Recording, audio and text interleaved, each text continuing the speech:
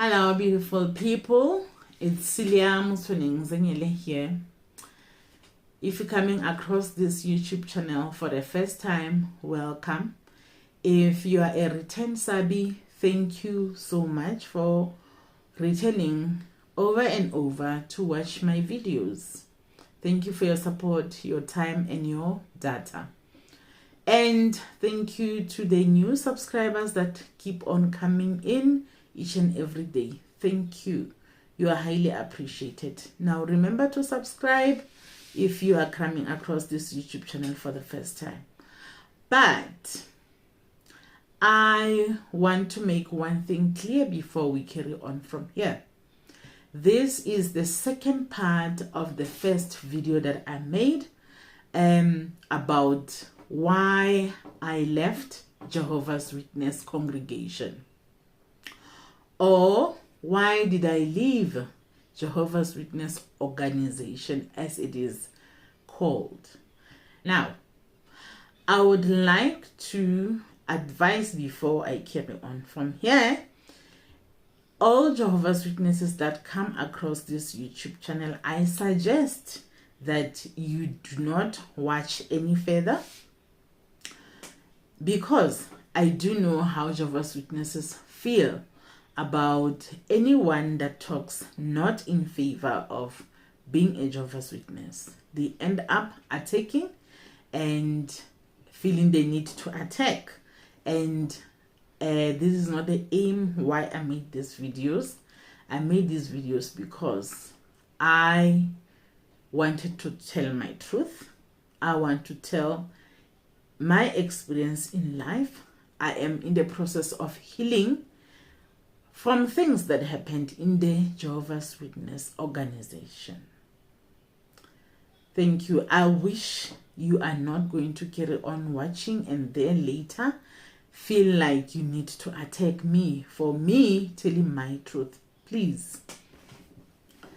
In the first video, I did explain in short. So for the purpose of a person that watches this video for the first time, I would encourage that you go and watch the part 1 of this video. This is part 2. But I'll give a brief explanation of what happened. I was married in the Jehovah's Witness congregation, being a child of the witnesses, ending up at 19, choosing myself to be a Jehovah's Witness myself. At 25, I got married to a Jehovah's Witness, and then we had 3 children, which we raised in the Jehovah's Witness congregation. And then at 3 years, my first child told me that her father had urinated on her. She was pointing between the thighs. I did take her to be checked, and there is a video again. If you can scroll and check, there is a video where I fully explain of what happened at that particular time. Now, things were not clear at that time. I promised my husband that I was not going to tell anyone about that incident, since I could not get the evidence from the doctors. So I ended up thinking my child was lying to me. Yes, stupid of me, I know. She was 3 years old, had no ulterior motives of lying with such a huge thing about her biological father, who was very loving.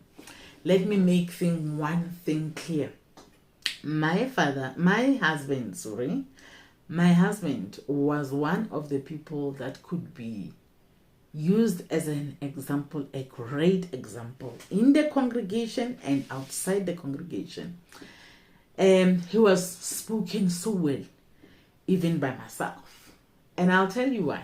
He was great in a way that I cannot, like, to a point where it feels like to many people like I'm making a story, or like I am exaggerating, and of which I am not. He was very handy. He was a handyman. He would fix everything that needs to be fixed in the house. We didn't have to hire anyone to come and help and with anything while he was there. Not just that, he helped me cook, clean, iron, bath the children, do everything. And that time he's working too. And he is a provider for the family, even though I work. He played his role of being a provider. Now, if they say a person can be too good to be true, he was a clear, true definition of a person that is too good to be true. And because of that, everyone had respect, great respect for him. Even at work, the neighbors, relatives, family, and in the congregation. Now, when this thing comes out at 3, even myself, I'm doubting because of how he is and the fact that the doctor could not find anything. To me, at that time, rape was equal to penetration. No penetration, no rape. Stupid for me now that I know better. At that time, this was 2004. I did not know what I know now. Now, 8 years went by. I discover when my first daughter is now 11 years old, and the last one was 1 year old. The second child was 7 years old. Yes. This is when I discovered that actually what she told me when she was 3, it was indeed true. At that stage, it was called grooming. And now, by the time she is 11, she is being penetrated many times, not just once, not just twice, many times, to a point where the doctor compared her to me. She said, if I were to check you as a married woman, what I'm expecting to find in you as a married woman is what I am getting in your daughter, and she's only 11 years old. Now the truth is out. If you want to know how it went out and everything, go check that video. It's sometime last year. And then the truth is out. When the truth is out, I go to the police. The police open a case and so on and so on. He calls the elders. He was the one that called the elders. After he had promised me and his family and my family that he was going to hand himself over to the police, instead he called the elders. The elders came here. When they came, this is when I discovered that they knew about the 3-year incident. He had told them that very time when I decided I was not going to tell anyone, because really this is not worth speaking about, because the doctor didn't find anything. But a child has said this. He had went to tell the elders and told them not to ask me, because he wants them to wait for me to come and tell them. Only then they can sit and talk to the two of us. And they believed that, and they kept quiet for 8 years. At 11, when my daughter is 11 years old, when this thing is blown out, only then I discover from the very elders that he called. So he called the very people that knew this, that he went to the first time. He called them again this time. The purpose, I think the purpose was, come and see what I told you about when it's still continuing even now. Now I discover that the angle that he had told them was that I'm accusing him of things that are impossible to happen. He can never do that to his child. But he couldn't sit with me in one meeting with the elders at that time and say that in front of them. What did they do? Nothing. Instead, they accused me of why did I go to the police? I should have came to them. I should have come to them and spoken to this about them. They told me how the Bible can reach a point somewhere where the soul meets the what. They could have reached the depth of him and find the truth from him. I don't know to do what with it after that. It was said, and they told me, in the first video, I cut that story because I did not want to be emotional, and I promised myself even in this one I'm not going to be emotional, because they even said I should not allow him to go hand himself over to the police. I'm talking about something that happened in 2012. They said the reason that he should not go and hand himself over to the police is because if I don't know what happens inside prisons and police stations, so many men are going there and then they get raped inside there. So I was guilt-tripped into not allowing him to go and hand himself. And I was adamant. But unfortunately, they took so long that day, to a point where when he asks to hand himself over to the police the following day, I didn't see it as a problem. Even the police that was handling the case, okay, if you want to know why did they have to wait for him to come and hand himself over, why did they not come and arrest him themselves, you'll hear in that other video. And I was also failed by that police because she said, she was a woman, she said he should come the following morning. By the following morning, he had changed his mind. He never did. Fine. From then onwards, I just want to focus on what happened now in the congregation. We're having endless meetings now. We called to this meeting and then that meeting. With the child sometimes, alone sometimes, we are split. Sometimes we are taken as a family. Imagine subjecting a victim in front of the perpetrator in one meeting and expecting to get the truth. That is what I went through. That was 2012. One of the things that hurt me, because in those many meetings, there was a time when they found something. They did not tell me what, but I could tell that he may have, they did not say that, but he may have. From the conversation they had with me that was secular, that was not direct, that was not clear, they were insinuating that he may have confessed, but they never said. They never said it.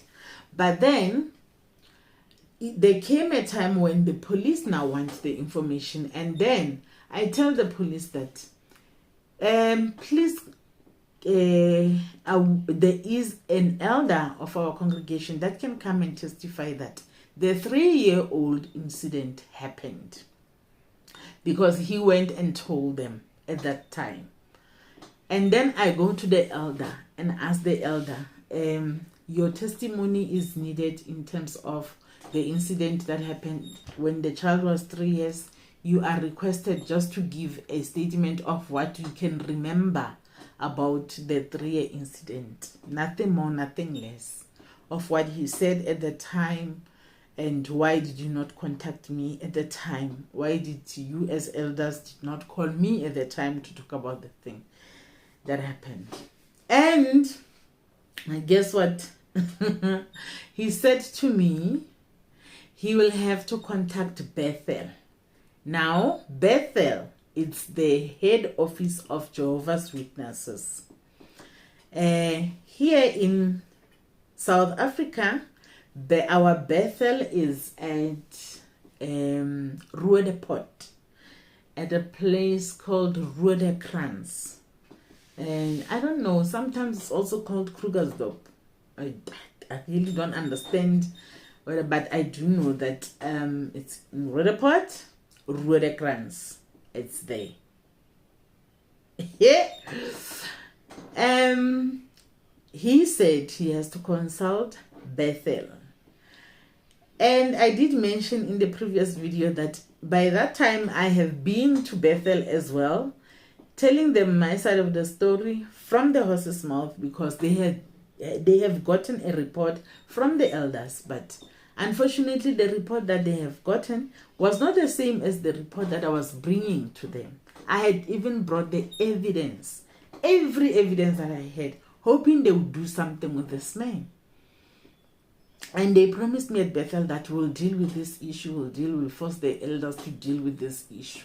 Okay, now when I request an elder to give a statement to the police about what he remembers of the 3-year-old incident, he tells me he will first consult Bethel. He must get a go-ahead from Bethel. After a week, he comes back and says the answer is no. Says Bethel said no, he shouldn't. They advised him against giving any statement. Yep. That broke me. Now the final straw for me was the treatment I got now from within the congregation. Brothers, sisters, some, not even some, majority of them started treating me differently. Remember, he has moved out by this time. He's living somewhere, but he still attends. We are attending now, we are attending the same congregation, but now we're coming separately, no longer as a couple. I'm supposed to come with my daughter, who is the victim, to the congregation, and he's coming again.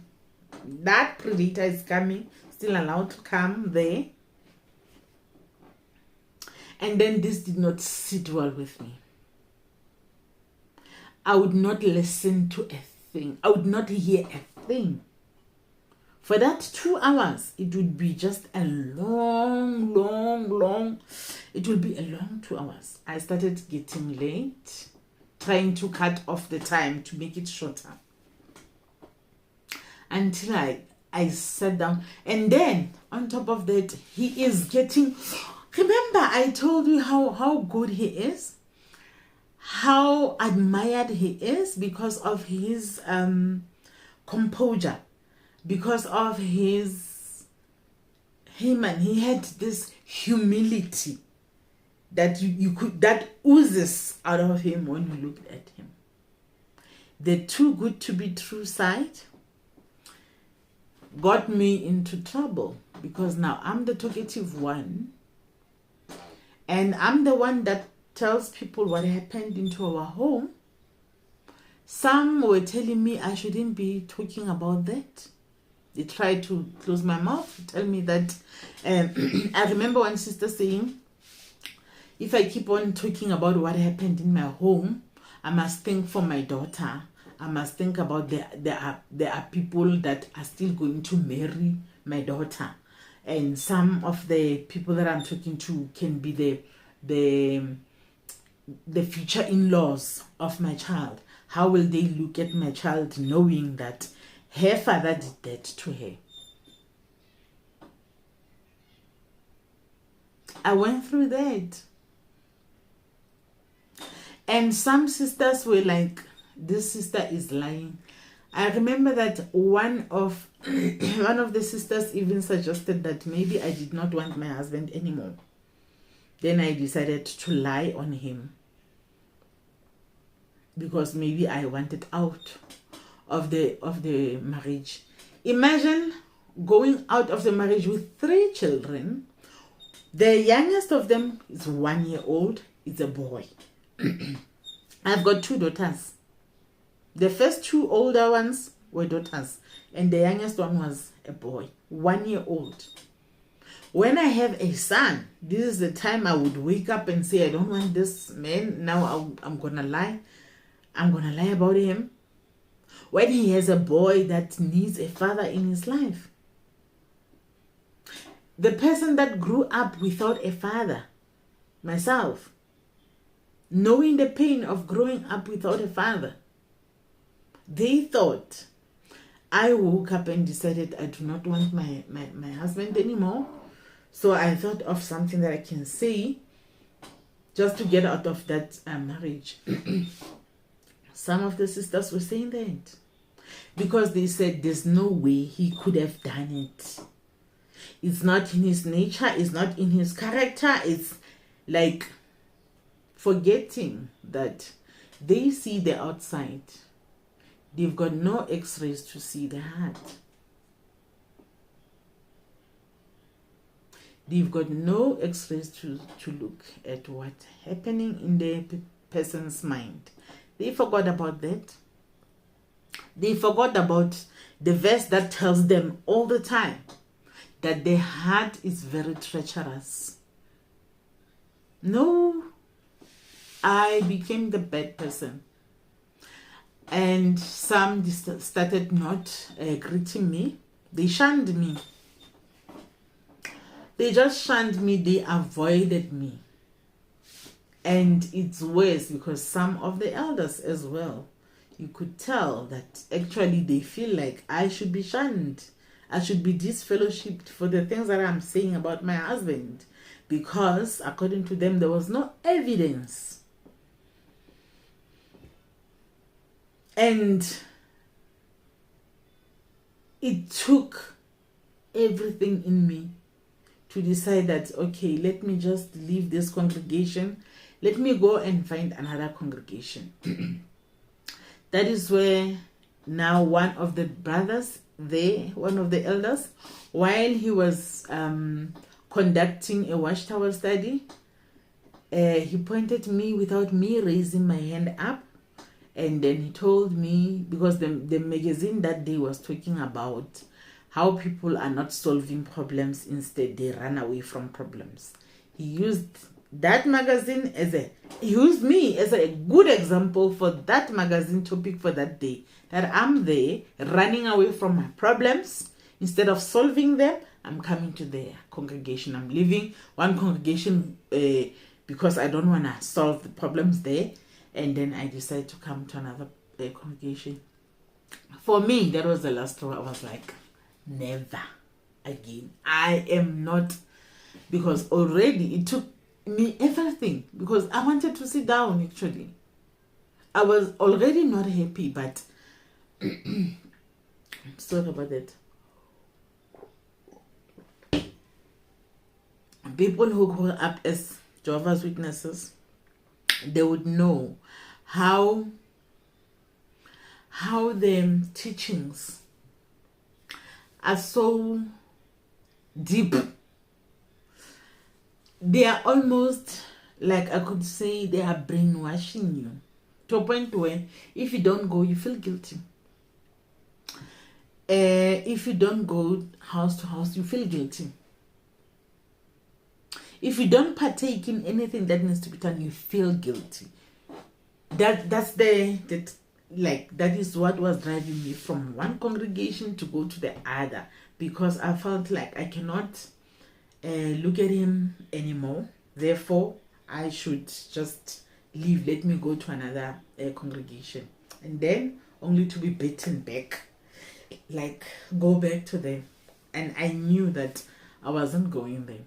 And I'm grateful for that experience, because had that elder not did do that day, maybe I could still be battling with, should I go, should I not, should I go, should I not. Now I want to talk about life after I've decided that I'm no longer going. Remember, I did tell you that I come from a family of Jehovah's Witnesses, and the lineage of Jehovah's Witnesses is very long on my side and on my mother's side and my father's side as well. Now I have to deal with family members, including my mom, my brother, and relatives who are still Jehovah's Witnesses. And these are the people who are told that if you are shunned, then they shouldn't talk to you. That is the one other aspect of being a Jehovah's Witness that is very dangerous. That is what is keeping people in. Once you get to be a Jehovah's Witness, Pella, you get to be a Jehovah's Witness by being baptized. Before you being baptized, there are 2 special books that you read before. Thereafter, you get baptized. Now you are fully fledged a Jehovah's Witness. Once that happens, you are expected to live in a certain way. If you fail to live in an expected way, then you could be shunned. Let's say you commit fornication, or you commit adultery. Yeah, those are examples that I can think of now. There are many examples that someone else may come up with. Then you could be shunned, or we call it disfellowshipping. You could be disfellowshipped. Being disfellowshipped means no one who is a Jehovah's Witness is going to talk to you. Now, myself, I was lucky because I decided by myself that I am not doing this. I decided only by myself that So I did not commit anything that made me sit down. I just decided to sit down. So they couldn't shun me legally. They couldn't shun me according to the Jehovah's Witness principles. They could not disfellowship me. I just decided now, I'm enough. And I did not write the letter to anyone. I did not say anything. Now, here's a problem. My mom wants me back. My mom is crying because all she knows is that if you're not a Jehovah's Witness, you're going to die. And she was expecting that we're all going to go to the new world together. Now she's not going to go to the new world with all her children, because by this time I was the 3rd child, because we are 4 at home. Now I was the 3rd child to stop going, to stop attending Jehovah's Witnesses. Even though by that time I still considered myself a Jehovah's Witness, because it's so difficult to get to a point where you decide that I don't want this anymore. It's difficult. But by that time, I was the 3rd child of hers. My first 2 brothers had since left earlier on. And one of my brothers was shunned. The other one just left like I did.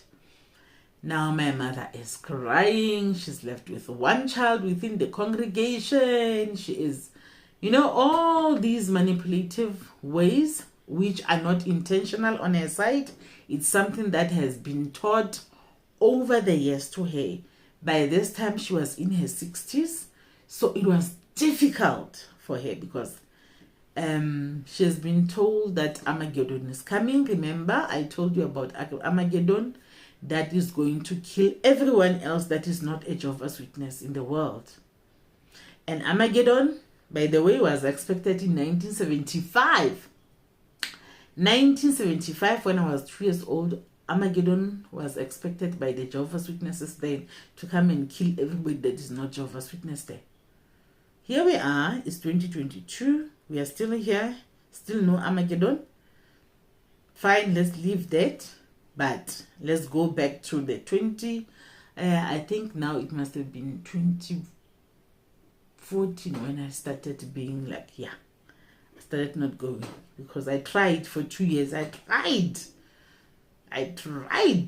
for 2 years, from 2014 to 2014. 2012 to 2014.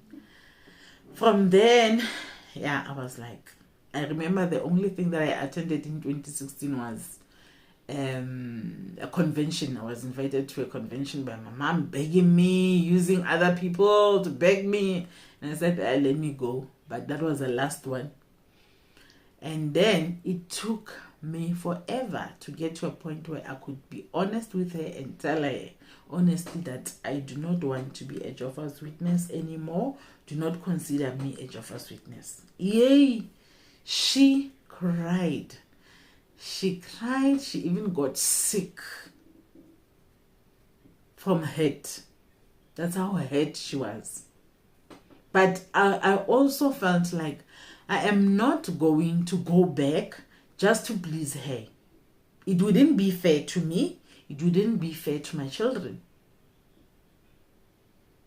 It wouldn't even be fair to the God that I will have to go and pretend for. I felt like, no, I have to put my foot down. She'll get used to it. It wasn't easy, because now there are other family members as well that keep on trying. And now the other witnesses, which I'm not going to lie, there are few who stood by me, who believed my story, who believed that my child was indeed sexually molested, and it wasn't just her that was sexually molested. This man was, he was dragging all of us in the house. He also did the same to me. There were several times where he raped me. I would wake up with a feeling of being raped, of being having had sexual intercourse in a rough one, because it would be painful. But I did not remember being intimate with him the previous night. So that was his modus operandi. He dragged us. I even found drugs, but they only made sense only after this thing has surfaced. Only then it was like, oh, that medication was for this. So they only made sense by that. So it was not just that he raped our daughter only. He also raped me. But for me, I don't know, it was strange. For many, many years, it did not bother me that he raped me. I was so focused on finding justice for my daughter to a point where I even forgot about me. I don't know. I don't know whether I'm making sense, but I don't want to lie. It was like, I felt like I was supposed to be having sex with you anyway. Why did you have to take it by force? Because there was never a time when I denied you sex. Then I would ask myself, what is it that you were doing to me while I'm asleep, while I am a log, that you couldn't suggest when I'm awake? Those are questions that I'm left with. I will never get answers for. And one other thing is, I got injured in one of the incidents of him dragging us.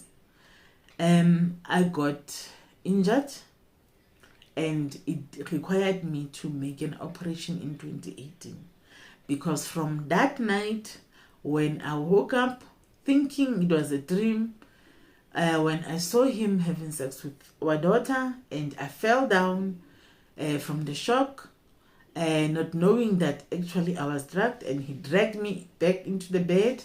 I woke up from that day with a spine injury that required me 6 years later, after our split, for me to go and do an operation in 2018.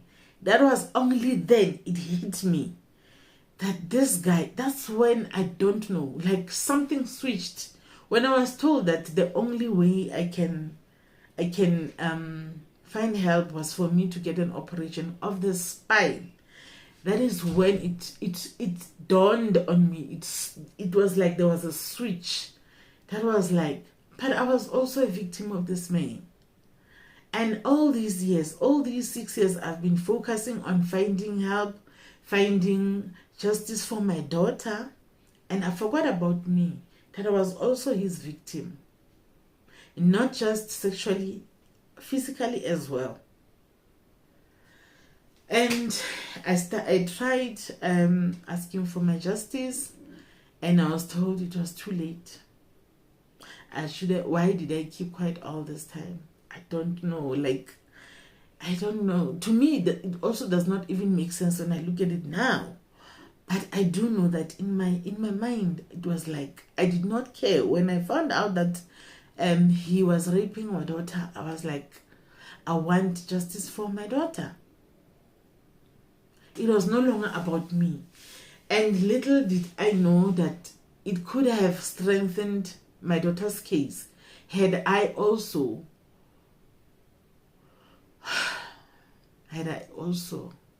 spoke up about my own. I don't want to cry, guys.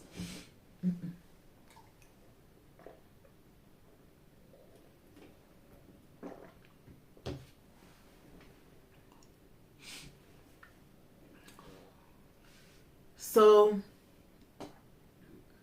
that was it.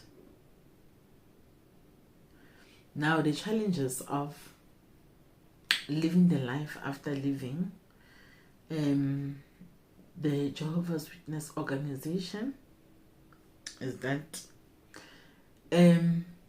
you have to now learn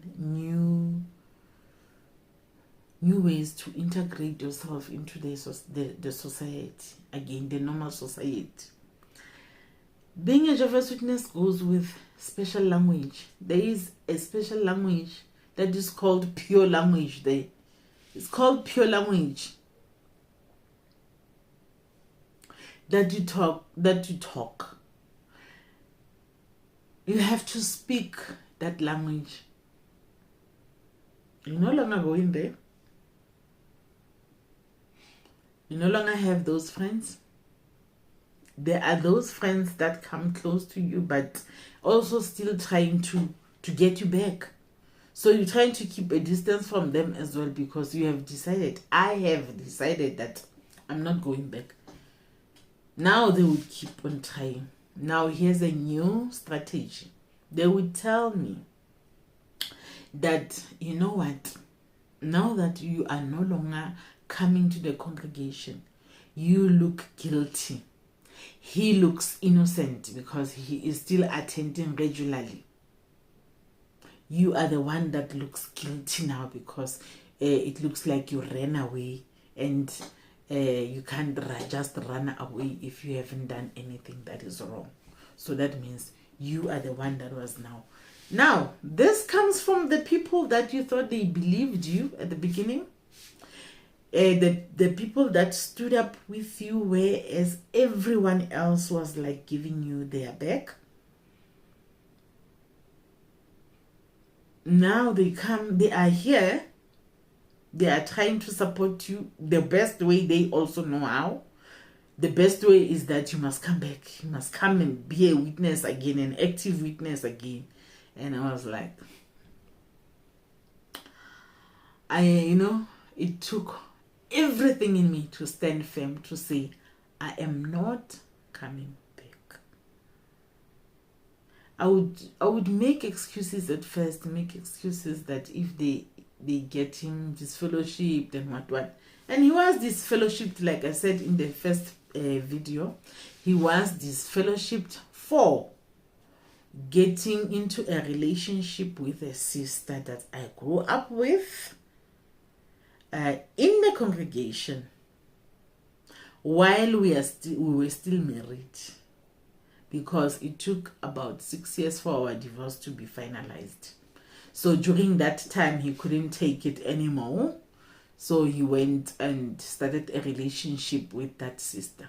They disfellowshipped him for that, but they could not disfellowship him for having violated his wife, because them I did tell from the beginning.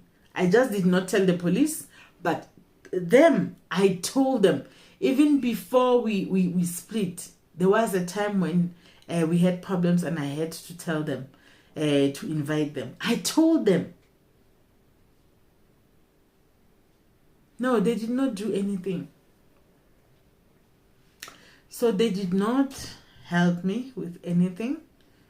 I do know that for someone who is a Jehovah's Witness that will watch this video right up until the end because they are just tempted to listen, fellow Jehovah's Witness, I am not making up stories here. I am not just bad-mouthing the witnesses. I am telling about something that happened in my life, for real. This happened to me between 2004 and 2014. That's when I cut ties with Jehovah's Witnesses. And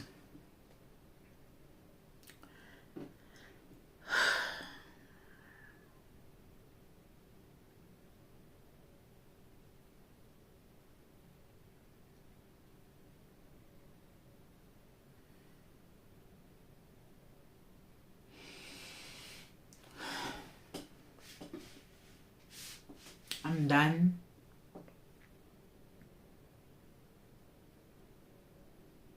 It took me everything I have to break the shackles. It took me forever to integrate myself back into the society that is not Jehovah's Witnesses. It took me a long time to make friends outside Jehovah's Witnesses.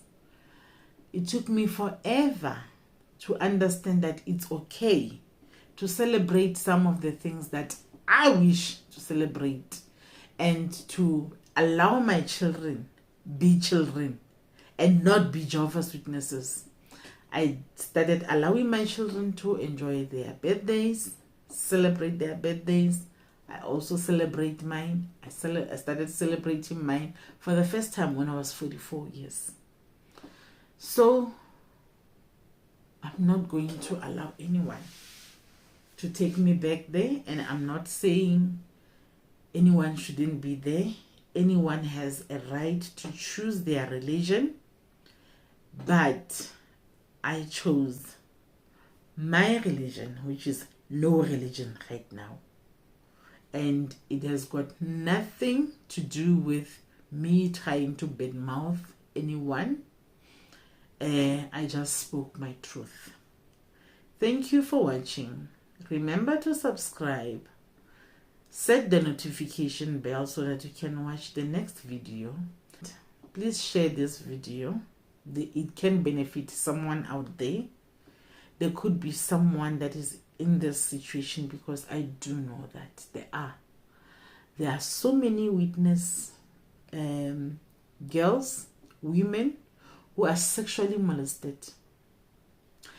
Oh, one other thing that I wanted to add is that my mom keeps on bringing things up now to say we have made some such improvement. Now see, the magazine is even talking against. At that time, not even a single magazine was talking about sexual molestation. Hey, there was not even one. But right now I hear they have made progress. Now they are talking against sexual molestation, and they are requested by the law to report the cases. Guess what it took? I followed the cases that were many, 300 and something thousand cases of sexual molestation that were not reported to the police, but that were uncovered by the USA government, where the biggest head office of Jehovah's Witnesses is. And they do not tell Jehovah's Witnesses this thing. I also didn't know about it. I only got to find out about it by chance when I was still searching. That actually the USA government had even opened a case against the Brooklyn Bethel. against the governing body.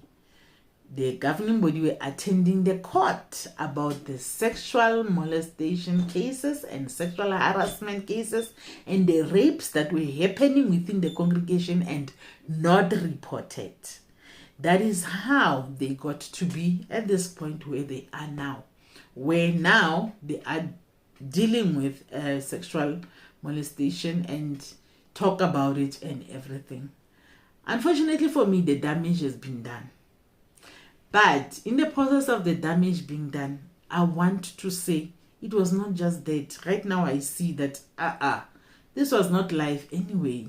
There are so many things that were happening there, and so many things that I feel now that, yeah man, actually this happened so that I can be released there. I can be free. For the first time, I live my life freely, and I'm not going to allow any other religion to take away my freedom. Ain't happening.